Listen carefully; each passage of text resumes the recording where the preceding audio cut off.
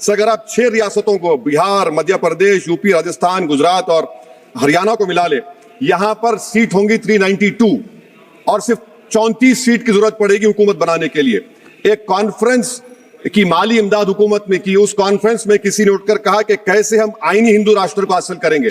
अब पता चल रहा है कि गैर बीजेपी पार्टियों के नुमाइंदगी को डाइल्यूट करने से ही आप एक आईनी हिंदू राष्ट्र बनाना चाहते हैं, ताकि यूसीसी, लैंड जिहाद, हिंदी को लाजमी कर देना, बुलडोजर को आईनी तहफ्फुज देना।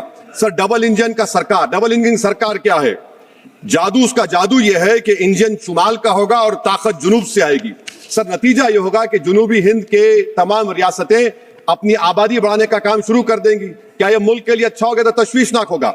सच्चर कमेटी ने अपनी रिपोर्ट में कहा कि मुस्लिम अक्सरियत कॉन्स्टिट्यूंसीज को रिजर्व कर दिया गया और आसाम और कश्मीर इसकी जीती जागती मिसाल है।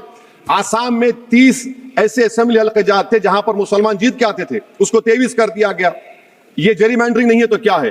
कश्मीर, सर, डुबरी बरबेटा में 60% मुसलमान थे, एक डुबरी कॉन्स्टिट्यूंसी बना दी गई, खत्म हो गया, आप कोई नहीं जीत सकता बरपेटा से।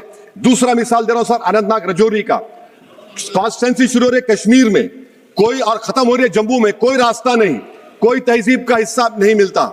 सर, 2 एडमिनिस्ट्रेटिव डिवीजन अलग है, ये जेरीमैंडरिंग नहीं है तो क्या है सर? और सर, कश्मीर की आबादी क्या है? 56%, 35% कश्मीर की आबादी, सीट है 52.22। जम्मू की आबादी है 43.65, सीट में 47.78।